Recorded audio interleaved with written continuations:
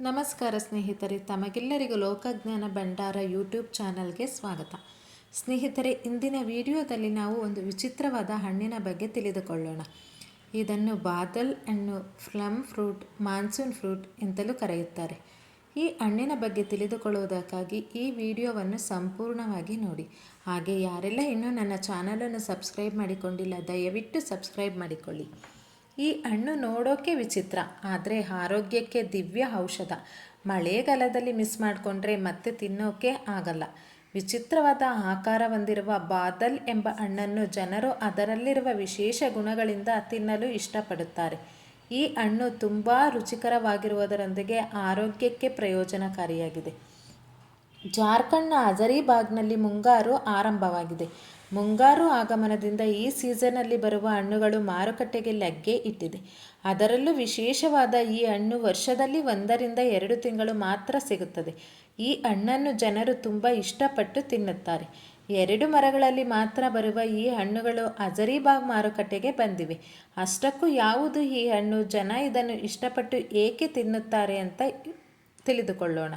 ಹೌದು, ವಿಚಿತ್ರವಾದ ಆಕಾರ ಹೊಂದಿರುವ ಬಾದಲ್ ಎಂಬ ಹಣ್ಣನ್ನು ಜನರು ಅದರಲ್ಲಿರುವ ವಿಶೇಷ ಗುಣಗಳಿಂದ ತಿನ್ನಲು ಇಷ್ಟಪಡುತ್ತಾರೆ. ಈ ಹಣ್ಣು ತುಂಬ ರುಚಿಕರವಾಗಿರುವುದರೊಂದಿಗೆ ಆರೋಗ್ಯಕ್ಕೆ ಪ್ರಯೋಜನಕಾರಿಯಾಗಿದೆ.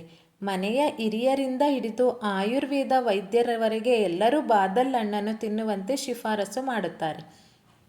ಇನ್ನು ಈ ವಿಭಿನ್ನವಾದ ಬಾದಲ್ ಹಣ್ಣು ಪ್ರಕೃತಿ ನೀಡಿರುವ ಕೊಡುಗೆಯಾಗಿದೆ. ಇದನ್ನು ಸೇವಿಸುವುದರಿಂದ ದೇಹಕ್ಕೆ ಹಲವಾರು ಪ್ರಯೋಜನಗಳನ್ನು ಪಡೆಯಬಹುದು. ಕೆರಾಟಿನ್, ವಿಟಮಿನ್ ಸಿ, ಸತು, ತಾಮ್ರ, ಕಬ್ಬಿಣ, ಮೆಗ್ನೀಷಿಯಂ ಮುಂತಾದ ಗುಣಗಳು ಮುಖ್ಯವಾಗಿ ಬಾದಲ್ ಹಣ್ಣಿನಲ್ಲಿ ಕಂಡುಬರುತ್ತವೆ.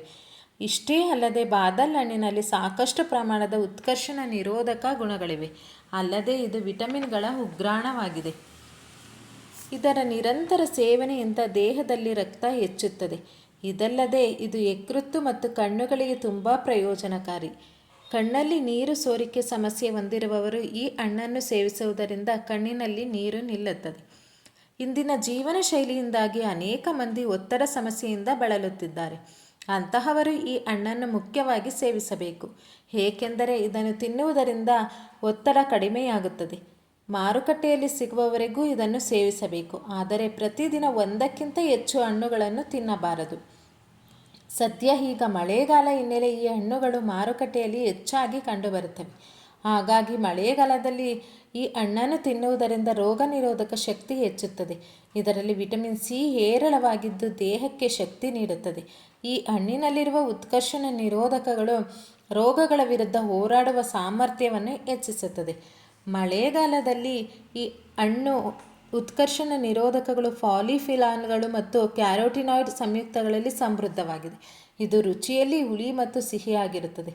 ಆರೋಗ್ಯ ದೃಷ್ಟಿಯಲ್ಲಿ ಈ ಹಣ್ಣು ಬಹಳ ಸಹಕಾರಿಯಾಗಿದೆ.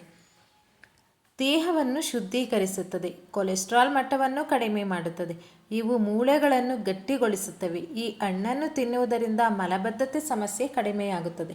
ರಕ್ತದಲ್ಲಿನ ಸಕ್ಕರೆಯ ಮಟ್ಟವನ್ನು ನಿಯಂತ್ರಣದಲ್ಲಿ ಸಹ ಇಡಬಹುದು.